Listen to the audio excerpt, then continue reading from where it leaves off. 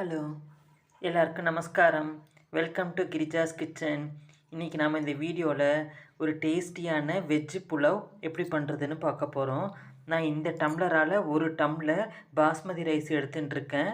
அதை தண்ணியில் நல்லா களைஞ்சிட்டு இதை ஒரு அரை மணி நேரம் ஊற வச்சுருக்கேன். இப்போ இதுக்கு தேவையான காய்கறிகள் என்னென்ன போடலாங்கிறத பார்க்கலாம். இதை பாருங்க. இப்போ இந்த வெஜ்ஜு புலாவுக்கு தேவையான காய்கறியை நம்ம பார்க்கலாம். கேப்சிகம், உருளைக்கிழங்கு, பெரிய வெங்காயம், ஒரு பெரிய வெங்காயம் கட் பண்ணி வச்சுருக்கேன். 2 பச்சை மிளகா கீரி வச்சுருக்கேன். பீன்ஸு, கேரட்டு, பச்சை பட்டாணி. தாளிக்கும் போது என்னென்ன தாளிக்க போகிறோம், உப்பு ரெண்டுத்தையும் நான் காமிக்கிறேன் தாளிக்கும் போது. வாங்க இப்போ எப்படி பண்ணுறதுன்னு பார்க்கலாம். குக்கரில் ரீஃபைண்ட் ஆயில் விட்டுருக்கேன். இதை பாருங்க. 2 கிராம்பு, ஒரு ஏலக்காய், ஒரு பட்டை, ஒரு ஸ்பூன் சோம்பு, பிரிஞ்சி இலை. இது நல்லா வதங்கி வந்த உடனே நம்ம எடுத்து வச்சுருக்கிற வெங்காயத்தை சேர்த்துடலாம்.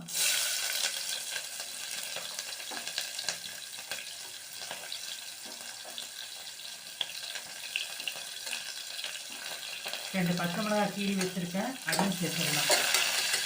நல்லா வதங்கட்டும். இப்போ பாருங்க, வதங்கிடுச்சு இல்லையா வெங்காயம் பச்சை மிளகாய். இப்போ இஞ்சி பூண்டு பேஸ்ட்டு சேர்க்குறேன். சேர்த்துட்டு இந்த பச்சை வாசனை போகிற வரைக்கும் நல்லா வதக்கி விட்டுக்கலாம். இந்த பாருங்க, இஞ்சி பூண்டு நல்லா வதங்கிடுத்து. இப்போ நான் எடுத்து வச்சுருக்கிற காய்கறி கேரட்டு, பச்சை பட்டாணி, பீன்ஸு,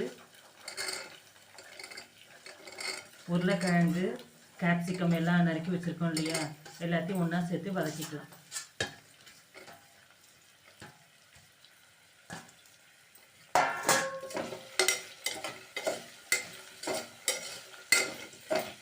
இதுக்கு காரம் தனியாக போட போகிறது இல்லை.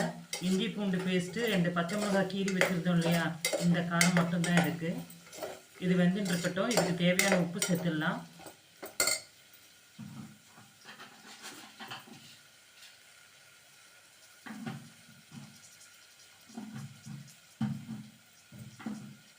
இதை பாருங்கள், இதுக்கு தேவையான உப்பு சேர்க்குறேன். ஒரு 5 நிமிஷம் பரட்டி விட்டுக்கலாம். இதை பாருங்கள், உப்பு போட்டு எல்லா காய்கறியும் நல்லா வதங்கின்னு இருக்கு. இப்போ நம்ம எடுத்து வச்சுருக்கிற பாஸ்மதி ரைஸை இதோட சேர்த்துடலாம்.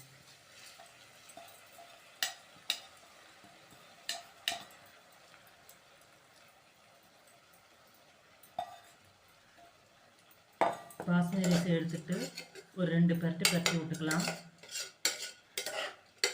பரட்டிங்கிட்டு இப்போ ஒரு டம்ளர் பாஸ்மதி ரைஸுக்கு 1.25 டம்ளர் சொல்லியிருக்கேன். எல்லா காய்கறி வேகணும் இல்லையா, அதனால் 1.25 டம்ளர்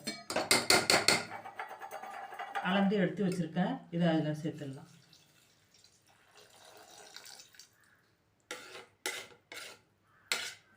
லைட்டாக ஒரு கொதி வரட்டும். கொதி வந்தோன்னு நம்ம மூடி வச்சிடலாம்.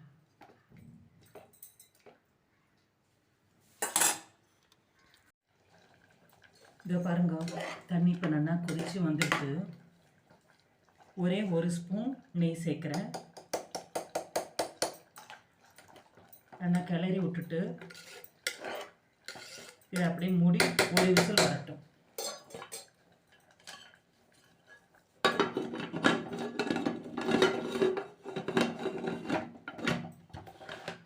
ஒரு விசில் வந்ததுக்கப்புறம் பார்க்கலாம். வெயிட் போட்டிருக்கு. ஒரு விசில் வந்தோடனே அடுப்பை அணைச்சிட வேண்டியதான். இந்த பாருங்க, ஒரு விசில் வந்துடுத்து. இப்போ அடுப்பை ஆஃப் பண்ணிடலாம். ஸ்டீம் ஒரு 10 நிமிஷம் ஸ்டீம் அடங்கட்டும். அடங்கினதுக்கப்புறமா திறந்து காமிக்கிறேன். இந்த பாருங்கள், ஒரு 10 நிமிஷம் ஸ்டீம் அடங்கிடுத்து.